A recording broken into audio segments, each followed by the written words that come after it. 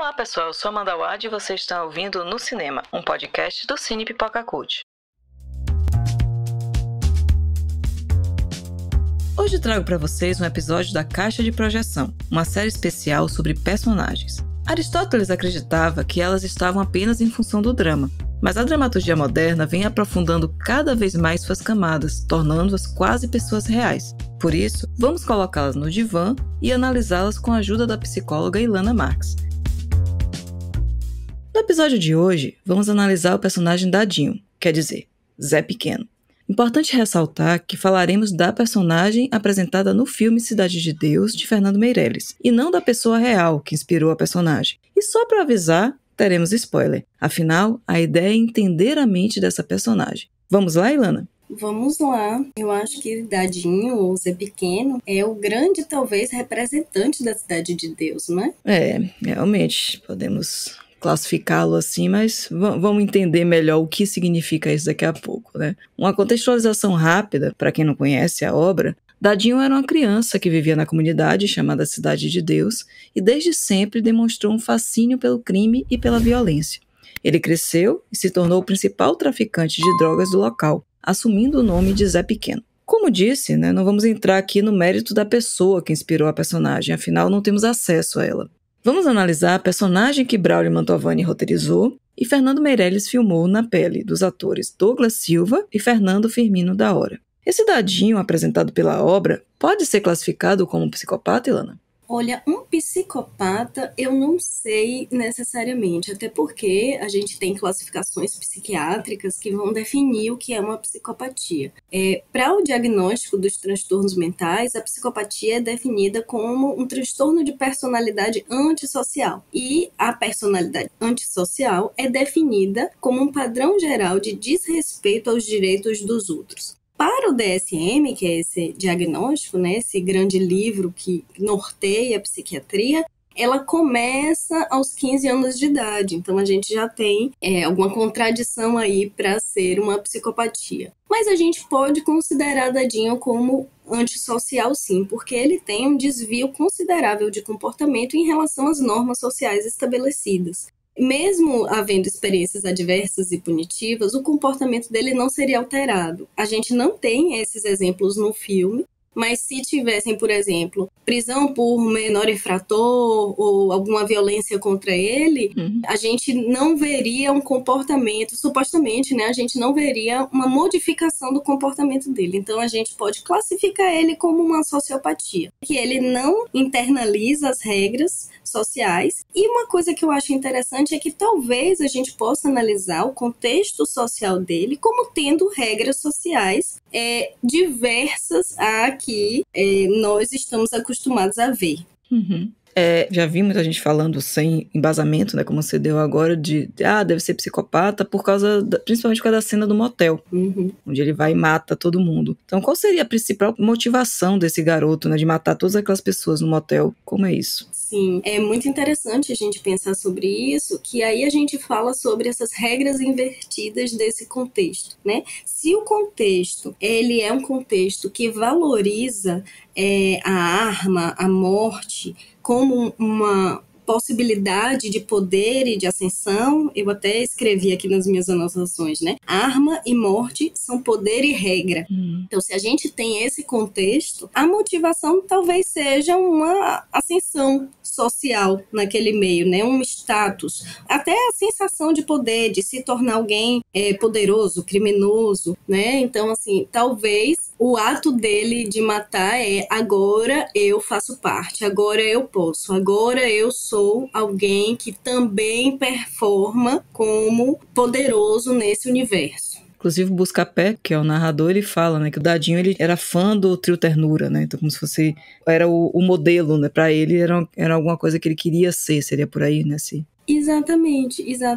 Eu acho muito interessante até porque a referência primordial dele é o Trio Ternura e chega naquele momento, que ele mata o irmão do Buscapé, que ele ultrapassa o Trio Ternura, Ele deixa de ser alguém que num primeiro momento tenta ser ouvido, tenta fazer parte do bando para ser alguém mais, Ele é mais poderoso, ele é mais forte do que aqueles que ele admirava. Rei morto, rei posto, né? Isso, exatamente. E assim, a única pessoa que parecia acessar alguma emoção de Zé Pequeno era o Bené.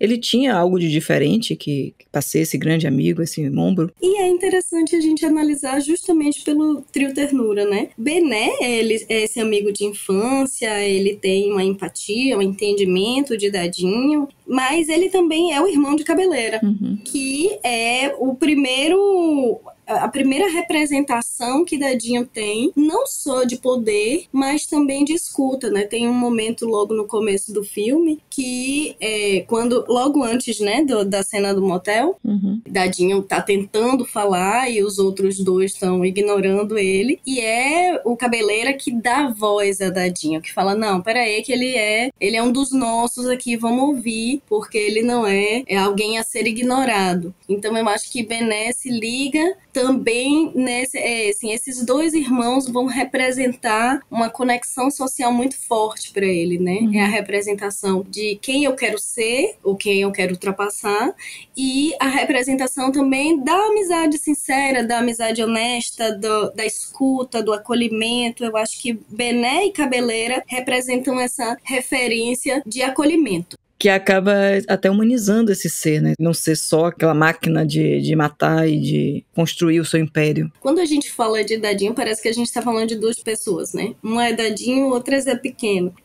Dadinho contém Zé Pequeno contém Dadinho, porém, Dadinho ainda é uma criança, e é uma criança que está tentando se localizar naquele ambiente social perverso, né?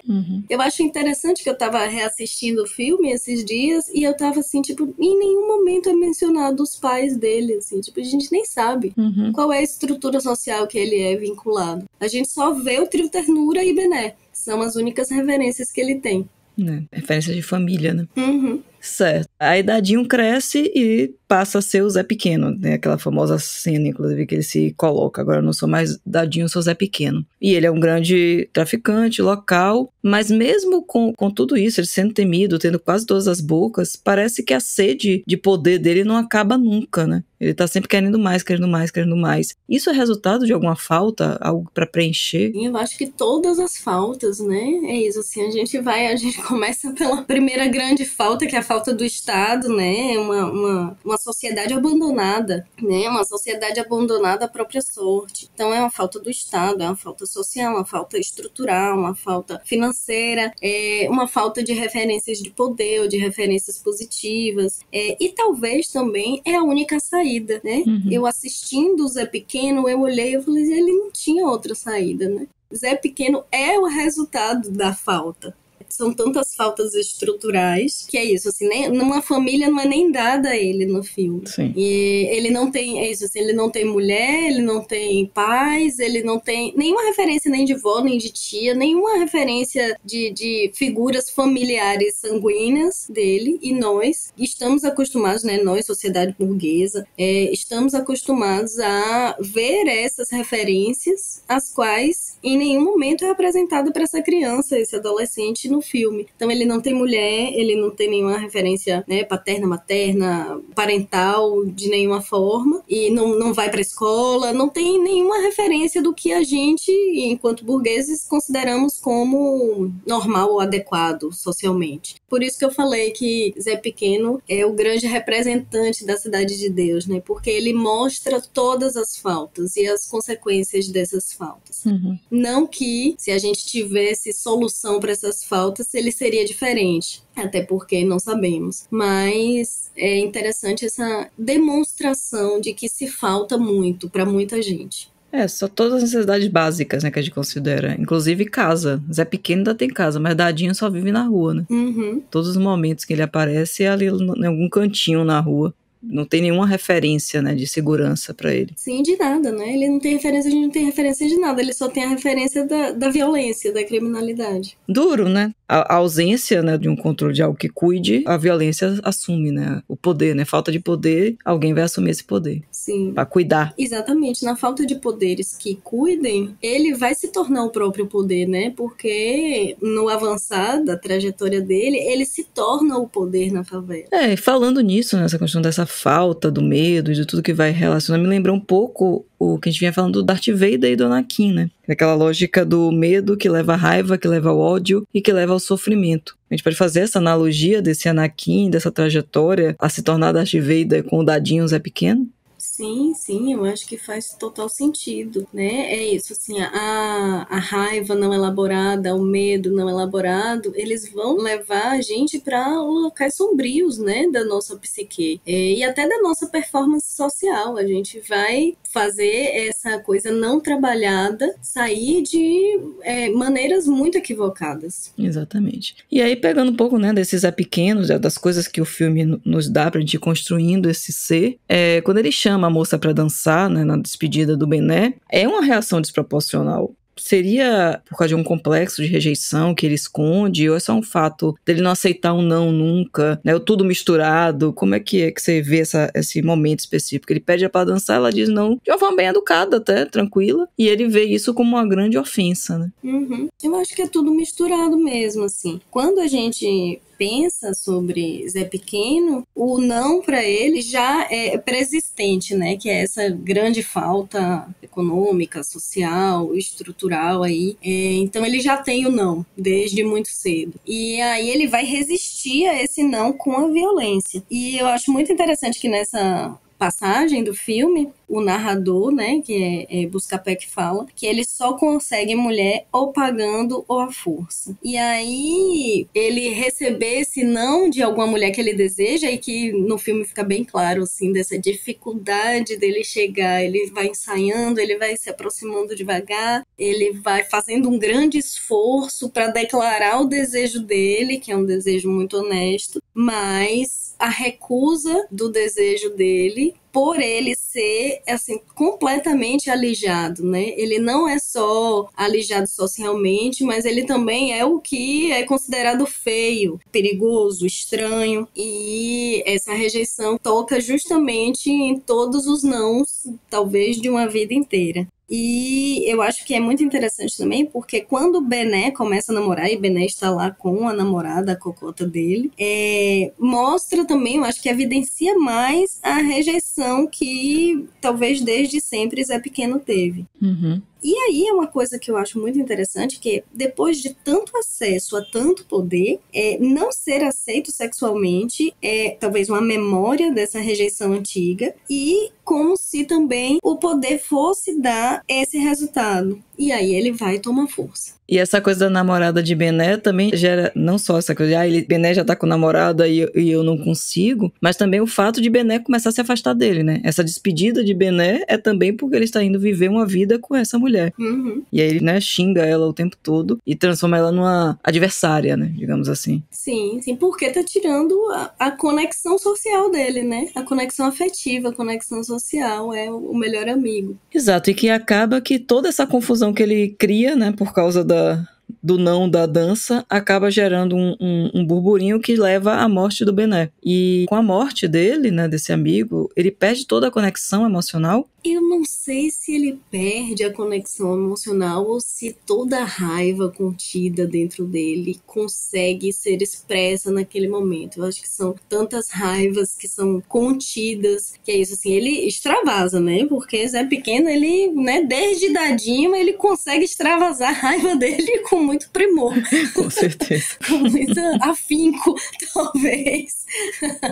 Mas eu não sei se ele perde a conexão emocional, né? Quando eu tava assistindo esse trecho especificamente, eu fiquei embasbacada, inclusive eu falei, ele não mata a cocota, né? Ele não mata a namorada de Bené. Isso é muito interessante. Tipo assim, naquele momento que ele, talvez a raiva dele explodisse como um grande vulcão dentro dele, na verdade ele vai e se permite a maior conexão emocional. Ele chora, ele se entrega à dor. obviamente que essa dor vai voltar com raiva e com explosão depois, né, e com muita ira, mas ele não mata a Cocota, ele diz pra ela ir embora e ela vai embora. Por isso mesmo que eu não acho que ele é um psicopata. Sim. Eu fui analisando pequenos detalhes, né, essa conexão com o Bené, essa não morte da namorada de Bené, talvez seja uma necessidade de preservar alguma memória dele ou alguma ideia da existência dele. E ele não disfarça, né? Ele é muito autêntico também. E não mata não só ela, como não mata também a moça que deu o não, tá bom que ele vai ter a violência sexual. Sim. Não mata nem ela, nem o namorado dela, né? Que vai virar também outro inimigo. Aí, enfim, né, o Mané Galinha e a namorada, eu acho que talvez tenha uma outra interpretação, porque eu acho que é justamente a raiva sendo demonstrada através do poder. Do tipo assim, se eu for rejeitado, vocês vão sofrer a consequência disso. Se eu receber um não e se eu sofrer com esse não, vocês vão receber a raiva da minha dor, que eu acho que é a forma dele demonstrar o tempo inteiro, obviamente o personagem, né?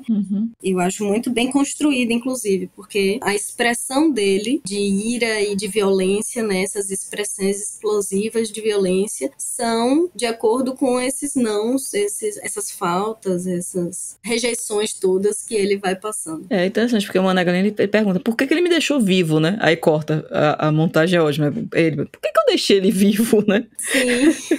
Deixa eu voltar lá. E acaba sendo isso, né? Às vezes a morte não é o maior castigo, né? Pois é, né? Eu acho que naquela cena, inclusive, que ele estupra a mulher de Mané Galinha, a morte seria um alívio pra Mané Galinha naquele momento. A morte de qualquer um deles ali seria um alívio. E aí, quando ele se dá conta disso, tipo assim, não, pera aí, mas agora já dá pra matar, sabe? Assim, já fiz eles sofrerem, eles já, né? Então deixa eu voltar e matar, porque aí também é esse descarregar de frustração e de raiva, né? Sentar o dedo, como ele diz, né? Senta o dedo. E o outro antagonista, de alguma maneira, dele, né, que você já citou um pouquinho, que é o Buscapé, que é o narrador, que é aquele menino que também tá ali junto com ele na Cidade de Deus e tentando buscar outros caminhos, quer ser fotógrafo. Eles estão sempre se encontrando em vários momentos, mas ele nunca lembra o nome de Buscapé, né? Ele sempre pergunta, como é mesmo o seu nome, garoto? Como é mesmo o seu nome? Isso é um total desinteresse por aquela figura, ou no fundo tem uma necessidade de reafirmar que ele não importa, que acaba denunciando a importância, sabe? Aquela coisa de, ou se você ignora, ou você me odeia, ou você me ama, né? Finge que não gosta de mim. Isso, finge que não gosta de mim, mas no fundo me ama, né? Exatamente. Eu acho que é um pouco de tudo aí também, né? Eu acho que é isso, assim, dentro desse nível de poder que Zé Pequeno chega, as pessoas são muito transitórias e muito morríveis, sabe? Então, um rosto é só mais um rosto. Mas Buscapé, exclusivamente, eu até anotei aqui, né? Buscapé só é lembrado na última cena. Último momento antes daquele confronto com os policiais, que é justamente o começo e o final do filme, aí ele fala o nome de Buscapé. Mas desde o princípio que aparece ele enquanto dadinho, ele vai ignorar. E aí eu fico pensando, né? O que Buscapé representa? Buscapé, eu acho que é a representação tanto desse suposto fraco, mas também essa suposta possibilidade de sair daquela violência ali, né? Dessa violência estrutural. Então, ignorar ele é ao mesmo tempo ignorar outras possibilidades de vida e também desprezar esse suposto fraco. Que aí eu acho que é esse antagonismo ali, Buscapé, Zé Pequeno, enquanto que caminho seguir dentro das realidades que são disponíveis a gente, né? Bem complexo, né, dentro dessa construção. Mas com tudo isso, né, que a gente falou aqui, afinal, dá pra gente definir quem é Zé Pequeno? Eu só fiquei pensando em Zé Pequeno como sendo aquele consagrado de Exu, sabe? Aquele negócio, essa criatura do caminho, essa criatura que atravessa. Por isso que eu falei, né? O personagem talvez represente a Cidade de Deus, porque ele atravessa todo o filme. Parece que o filme é sobre Buscapé, mas quem atravessa o filme de ponta a ponta é Zé Pequeno, né? Essa transformação desse menino, que é um dadinho. Ele é essa criança que maquina, que aprende a matar, que aprende a lidar com tudo aquilo. Ele é o herói até em um determinado momento do filme e ele é a representação perversa do vilão, né? Ele inaugura um tempo de grande matança, né? Assim, não que não seja uma realidade que ele já vivia, mas a sensação que dá no filme é que ele é essa inauguração dessas grandes violências, né? Sim. Então eu acho que Zé Pequeno é aquilo que a gente não quer ver, é a violência que a gente não quer ver, que a gente não dá conta no nosso estômago de digerir. Sim. Ele é a violência social, né? Ele é a violência de fato, a violência física, ele é tudo aquilo que a gente não desejaria que existisse, mas que existe e que precisa de fato ser esfregado na nossa cara pra gente entender que tem muita coisa errada aí fora.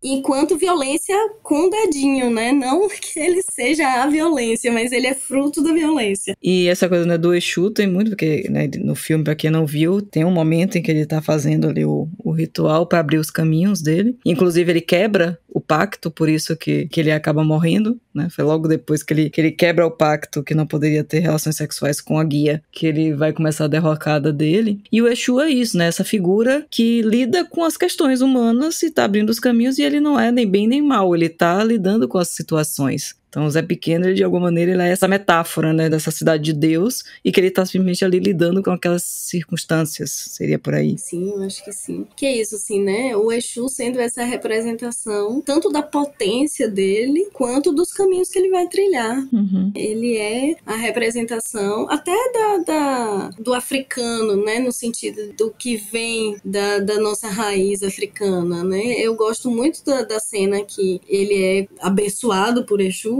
porque representa muito a ideia de que ele vai ser a própria potência, né? Então ele é naquele momento que ele se torna Zé Pequeno, inclusive, né? É o pai de santo que nomeia ele. Sim. É aquele preto velho que vai e fala assim, você agora é Zé Pequeno. E aí ele se torna. Sim, ele nasce. Nasce o Zé Pequeno. Bom, gente, a gente vai ficando por aqui, né? Como vocês podem ver, a construção de personagens ela vai muito além da função dramática. E quanto mais a gente entende de psicologia, melhor. Queria agradecer a psicóloga Ilana Marx por essa sessão de hoje. E tem algum comentário final, Ilana? Eu acho que é isso, assim, né? Quem não tem raiva, ou enfim, né? Não é nem quem não tem raiva, é que todo mundo tem raiva dentro de si. E todo mundo talvez tenha um pouco de Zé Pequeno dentro de si. Só que a gente, né, sublima, a gente oculta, a gente suprime ele. Mas eu acho que ele é uma representação também dessa nossa potência de violência contra coisas que são feitas contra nós. E fiquem ligados no podcast No Cinema, um podcast do Cine Pipoca Cult produzido em parceria com a Súbito. Vamos ainda analisar a história através dos filmes, conversar com diretores de cinema brasileiros e falar sobre adaptações literárias por aqui. Assine o No Cinema, ative as notificações e acompanhe a gente no Instagram, @cinepipocacult ou no site cinepipocacult.com.br. Até a próxima!